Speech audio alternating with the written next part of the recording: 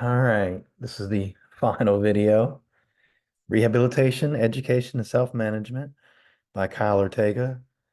We're going to talk about everything I just read, included in that, non-invasive and invasive ventilation as well. All right, first we'll discuss pulmonary rehab.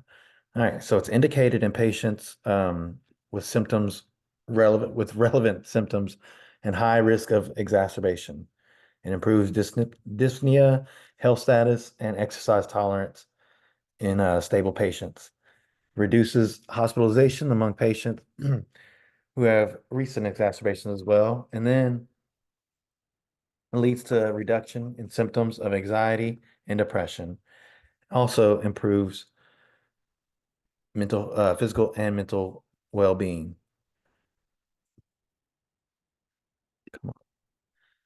All right, so here's some more benefits. Most of these I pretty much gathered and like remember from my time at Rutherford.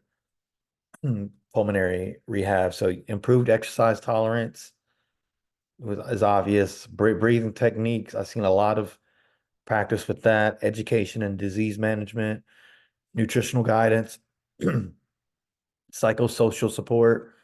Um, everybody in there, they're in there for the same thing.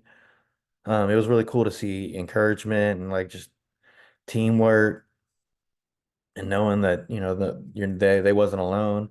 Symptom management strategies, home exercise program. Outside of the pulmonary rehab, risk reduction, social interaction, overall better quality of life. It was pretty cool. Like the exercise physiologist would have like daily, tips, diet stuff, disease management, educational stuff the daily. When I was there, she was going over what else you could do on their own to help relieve symptoms and then some diet pointer. So that's pretty cool. And like it seems like a community. Like everybody that came in all day kind of knew each other. And if somebody was missing, it was, oh, where's so and so? So the social interaction was pretty cool. It's good community and everybody's working together to and to just get better quality of life. All right, so symptom control. So remember those groups, group A, B, and E. So for patients in group A, essential is smoke cessation, and then it's recommended having physical activity and vaccinations. And then for group B and E, essential is smoke cessation plus pulmonary rehab. So that's the difference. And then again, physical activity and vaccines are recommended. And then if response to initial treatment is appropriate, maintain it. Ensure maintenance of exercise program and physical activity, and then getting adequate sleep and a healthy diet. All right, so I already talked about most of these. At the bottom, self-management intervention with communication with a healthcare professional improves health status and decreases hospitalizations and ER visits. So having that open communication with your PCP and healthcare providers, dealing with your COPD is very, very vital to success. All right, now we're going to move to exacerbation treatment. So, exacerbation, increase airway inflammation, mucus production, marked air trapping, and then the key symptom we've talked about it before, the increased dyspnea. Other symptoms, sputum purulence with volume, and then of course the increase in coughing and wheezing.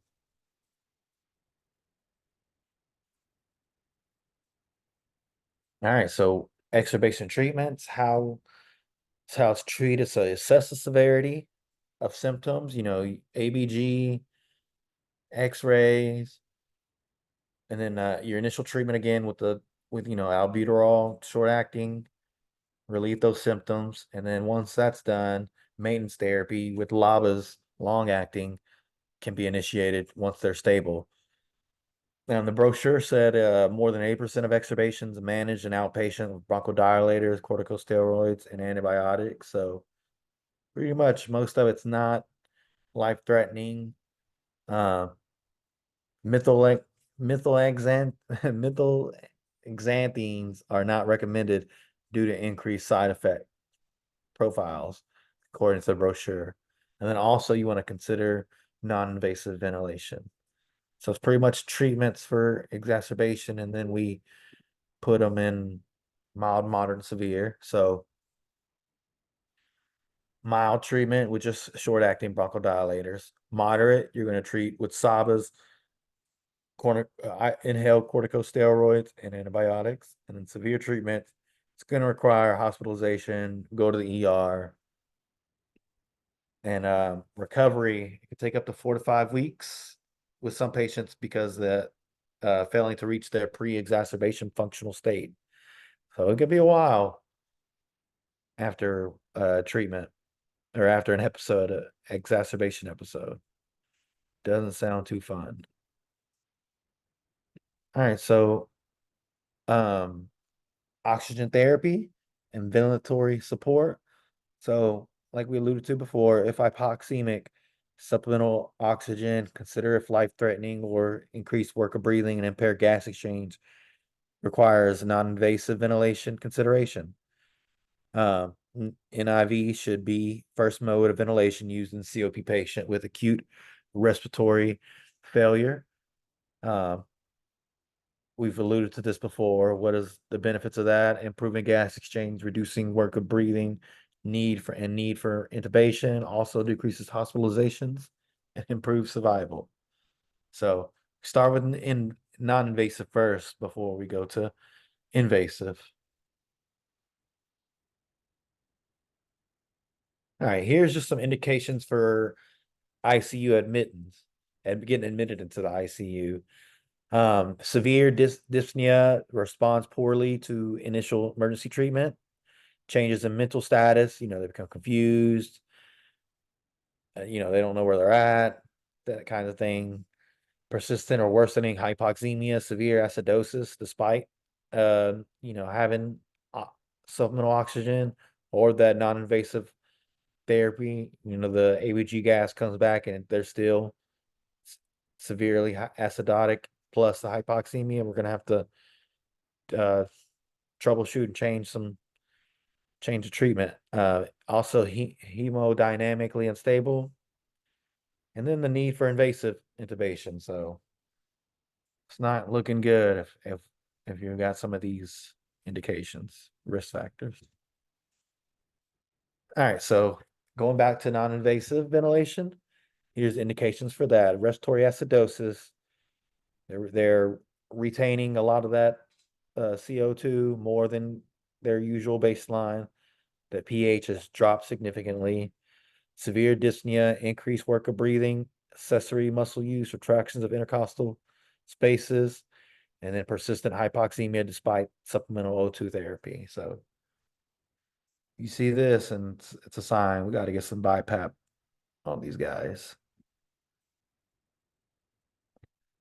All right, and then indications for mechanical ventilation. So unable to tolerate the BiPAP or in other non-invasive ventilation, massive aspiration or persistent vomiting.